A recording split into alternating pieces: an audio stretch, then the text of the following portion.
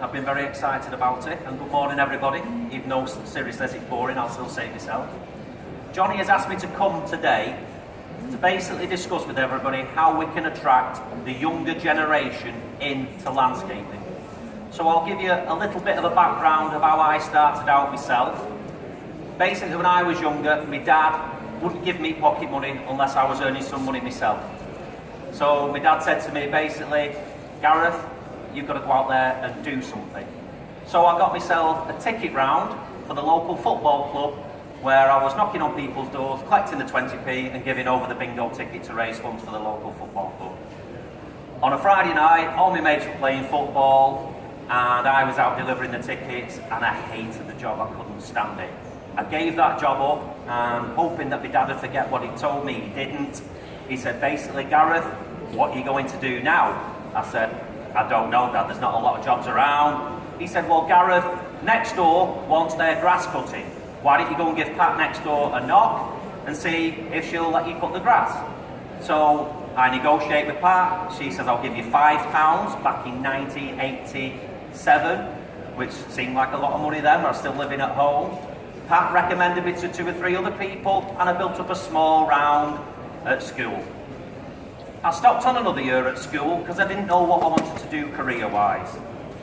So I'm resetting a couple of GCSEs, I'm doing okay, but I'm not going to lie to you, I wasn't putting a lot of effort into this gap year, as we can call it.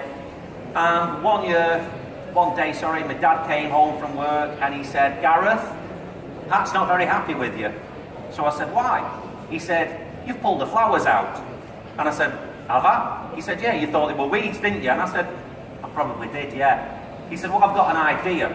Why don't you enrol on a horticulture college course at Tameside College?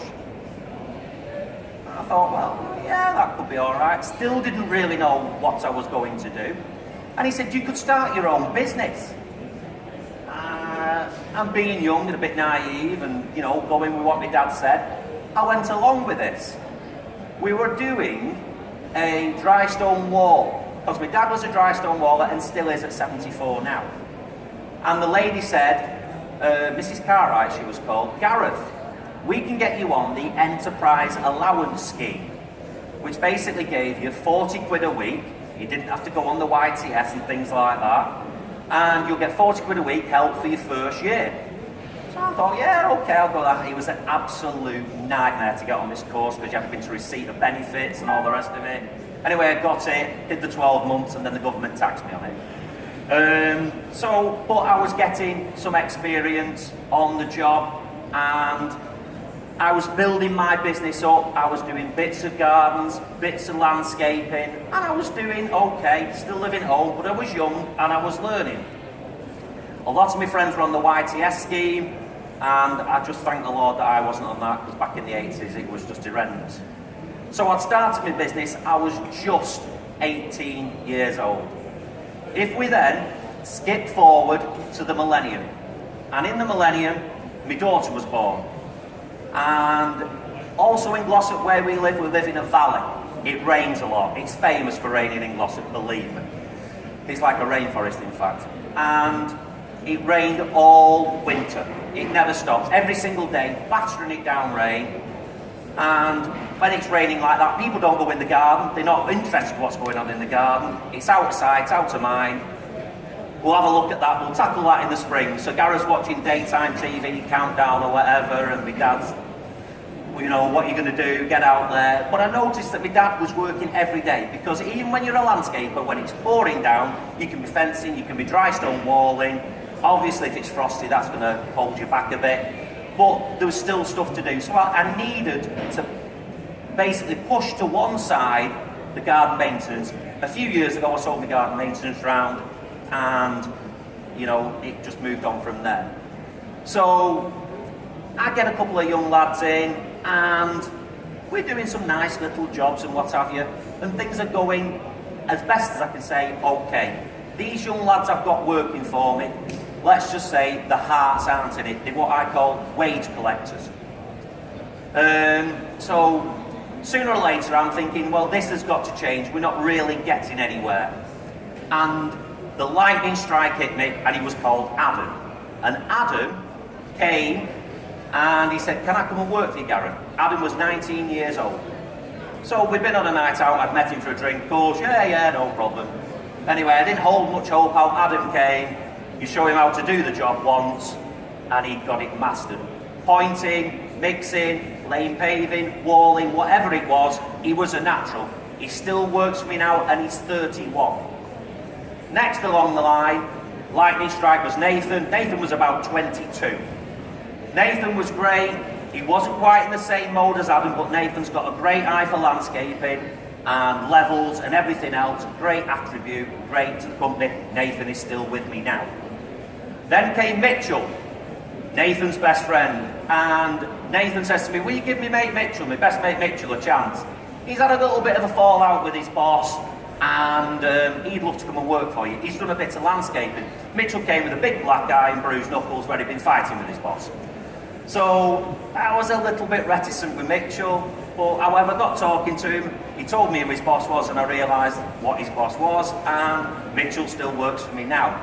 We had to wait a few years then, and then Big Tom came. Tom's an amazing ground worker, digger driver, and Tom was 24 when he came working for me. I've known his family all my life, and Tom is great, and he's the last big landscaper that came in. But what I'm getting to is, I get a double lightning strike.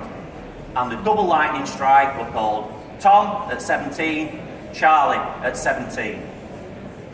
They came and they had an interest in being a landscaper. Both the dads had said to me, Gareth, will you give them a chance? I said no. I said, because I'll probably end up falling out with you both because you're going to take your son's side. I got persuaded differently. The best move I had ever made was giving these two young lads the job. First day Charlie came, he couldn't push a full bell wheelbarrow full of MOT. Heavy Devils and bell barrows. Had a little bit of a cry, and at my firm we call it the lion's paw. The old arm round the shoulder, come on, you know, we couldn't all do that. When we were younger we had the 50 kilogram bags of cement, didn't we? And the 9-inch block, and they weighed a ton. And if the 9-inch block got wet, you needed to be Arnold Schwarzenegger to lift them, didn't you? Never picked it up. Nightmare. So, every now and again, these young lads, whether they're this big or this big, all need the lion's paw around them, just to give them a little bit of encouragement. We started doing the RHS shows probably around about 7 years ago, and we progressed, but last year I thought, we're actually at a stage now where I can actually give young Charlie and young Tom, who were probably about 18 at the time, last year I think it was, a chance at the RHS shows, which basically it's nothing like your day-to-day job. You've got a short amount of time to get a lot done. It's high pressure, there's a lot riding on it, sponsors, designers, it's massive pressure. But I noticed when I went to these shows, Chatsworth Flower Show, we went to Tatton Park, we went to Hampton Court, we went to Chelsea this year, but we didn't go the year before. All the landscapers around were watching my young lads, the two young ones. Where did you get him from? Where did you get him from? And I said, well, you know, the dads, the parents, they recommended to me. I said, they came on to me, oh, we can't get lads who are interested. We've had a couple of apprentices, they've dropped off or didn't turn in on Mondays, weren't really interested. And I thought, you know, I've had loads of them myself. And it just comes when you're up and down the country speaking to other landscapers, as we all do that are here as well. There aren't a lot of young lads who are actually interested in becoming landscapers. And I think the reason behind this is it's not advertised. You see in the papers, you see in magazines, become a bricklayer, become a joiner, become a plumber, become a plasterer. Do you ever see something to become a landscaper? I don't.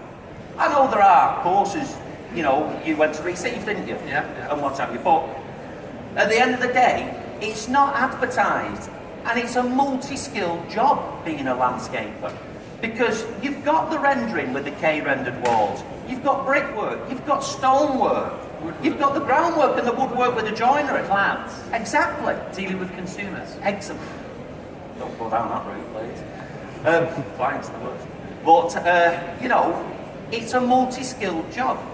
Now, I honestly believe that if we can, at a grassroots level, if we can start to encourage it in schools, landscaping and gardening at a younger level, I think, because we all know there's that one kid when you're a child, Johnny around the corner, your bike's broke, your dad's at work, he can't fix it, take it to Johnny around the corner, he'll fix your bike for you.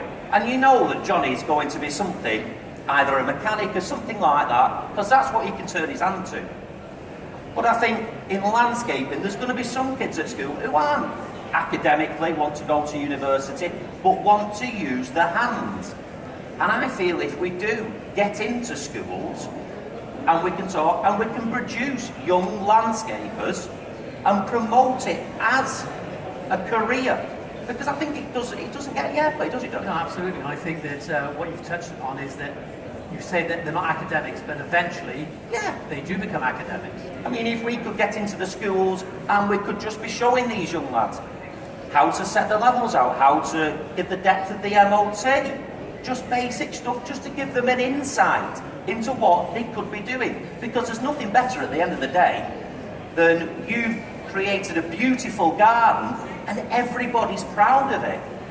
And there's nothing better when I got the young lads, the two lightning strikes, Tom and Charlie, when I can hand over their gold medal for helping down at Hampton Court, the look on their faces is amazing, because they have played the part in building that garden. They're proud of it. They're showing their grandmas and granddads, they're putting it on social media, you know, and you can tell it means a lot to them.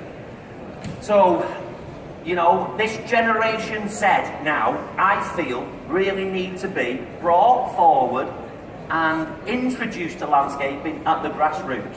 Where do you think, Gareth, where we can start encouraging colleges and schools? How do we do it? How do we go about it? You know, perhaps a primary school. I know some primary schools touch on it a bit. Well, even primary school. Do you know, just where they're growing stuff to start with? Because that's where, you know, the young kids sowing the seeds and they can see something, can't they? Well, when the kids start, they start with building blocks. Exactly, yeah. From a young age. From a young age. So encouraged to build things and all that, which I think they do a little bit, but it needs to be pressed in school. I think at secondary school, I think, you know, these lads and girls who want to go into landscaping, we could perhaps go in and show them just this. Let them get a bit of hands-on experience. They just need to be introduced and shown. I think a lot of guys that are going into landscaping now are suffering because they can't get labour. They can't get labour. And where are we going to get it from? We've got Brexit looming. Yeah. We've got this immigration thing about not having the staff that's available. Maybe I've got a Hungarian lad who works for me in his mates. He's 57 and he never stops. And why? Because he's got value. Value. He's got a work ethic. But I feel if we get into schools now, this Generation Z, because we do need to push it, mate, don't we? If we go into the biggest flower shows in the country with the RHS, and nobody can find these young landscapers, I think we need to get in now, and we need to make a difference to our, you know, our surroundings. You've been there. Our trade, I should say. You've been there, Gareth. You've achieved. You've worked high end, and it's great to see. But what would you say to guys maybe like Michael or Matt out there that you know, sometimes they think maybe, is this the career that I want to be in, because of the lack of interest into this industry? What do you say? You have hard days, you have hard weeks, you have hard months. You've just got to persevere with it, haven't you? The right lads are out there, but as we're talking about now, to bring the youth through, it needs to come through in the schools. It's difficult, we all know it's difficult, but the people are out there. You've just got to look hard enough for it. Is it a good job being a landscaper, tell these people out? It's an amazing job, isn't it, really? I mean, don't get me wrong, when it's freezing cold and, you know, we're having a Wetherspoons breakfast in the morning because we've got 3 foot of snow in Glossop, or we've had torrential floods or whatever. But you have them bits, but look at the sun. We've had the best summer ever this year. What's better than working out in the sun when you've got like this, you know? Lollipop ladies work in the rain. Exactly. And they manage it, don't they? Yeah, just put another layer on, don't you? But there are lads out there, but they just need to be encouraged. And girls. And girls. Sorry, yeah, you're right, and girls. We had a girl who worked for us, young Sam. She was absolutely fantastic. She came for work experience, she stayed longer, and then she moved on to another job, but she worked with all the lads. She didn't care. So where do we start? Do we phone a school or the education authority? I think education authority. I've talked a little bit in a couple of primary schools and what have you, and the kids were really interested. We got to come and want to the Chatsworth show, and they were all excited and everything. And I think that's the way forward. Start the interest early. That's what we've got to do in May. Fantastic. Just want to say thank you, Gareth, for being here today. Thank you for inviting me. Thank you very much. Thank you. If you've got any questions now you want to put to Gareth or any of us guys here,